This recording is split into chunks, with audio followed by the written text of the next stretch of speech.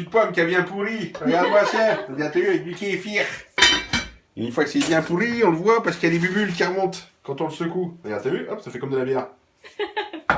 La bière, ça, c'est une bonne référence. Voilà. Et après, on prend un entonnoir, un filtre à café, une bouteille en verre et on la remplit.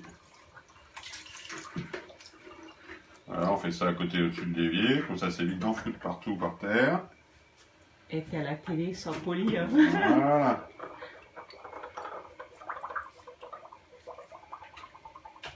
Et sur les télé Céline Show.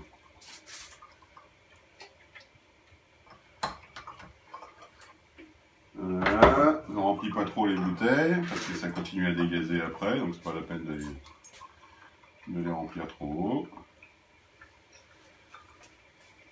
Voilà. Bon, il y a l'eau qui déborde là, il vit des pâtes. Il vit. Il y a l'eau des pâtes qui débordent. Voilà. Ensuite on prend la deuxième bouteille. C'est quoi l'objectif de faire ce type de boisson? Ben, c'est que déjà Probiotique. c'est très bon pour la santé, parce que c'est propos de probiotiques. C'est très bon pour Louane, c'est très bon pour nous. Voilà. Et quel type d'ingrédients tu mis dans le grand bocal là? Alors dans le grand bocal, c'est du jus de pomme. Donc il y a une bouteille de jus de pomme, donc c'est 75 centilitres. Il y a des figues séchées bio, des dattes bio, des raisins bio.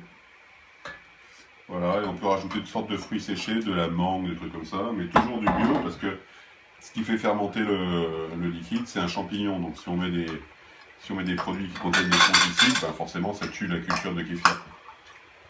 Donc voilà. comment ce champignon s'appelle comment? Ça s'appelle du kéfir. D'accord. Et quand on l'achète, c'est quoi? C'est au gramme? C'est un paquet? C'est en comment? Alors ça s'achète pas en général, ça se donne. Ça s'achète en poudre, mais ouais. il paraît que c'est moins. C'est un peu comme la mer de vinaigre, il faut que quelqu'un t'en donne. D'accord. Faut un parrainage quoi. C'est ça. Et ensuite de ça, on la conserve. Donc on la conserve dans des bocaux. On évite de faire trop de contact avec du métal.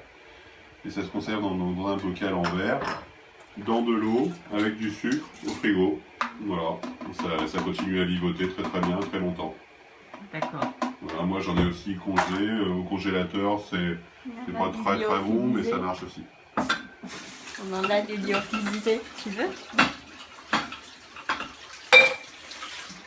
D'accord.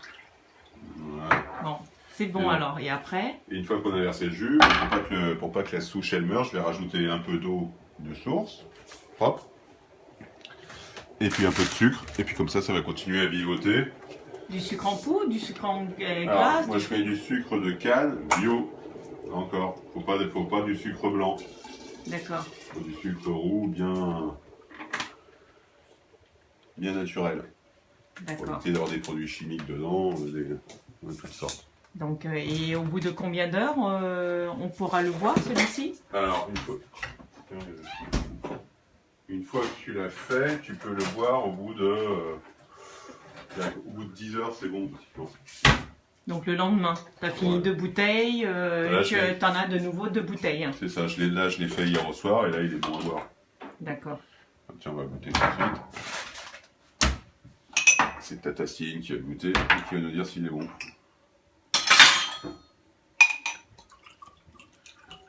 Faut que je fasse le son comme quoi c'est très bon. Hein. C'est ça. Ah ouais. Moi je l'ai pas goûté encore. Il est bon. Voilà. Bon, bah, d'accord. Très simple.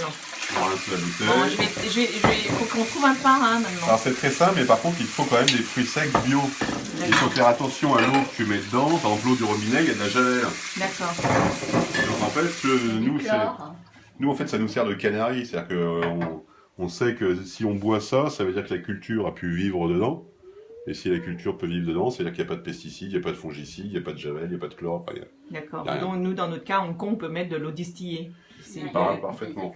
D'accord. Bon, merci Nono. De rien.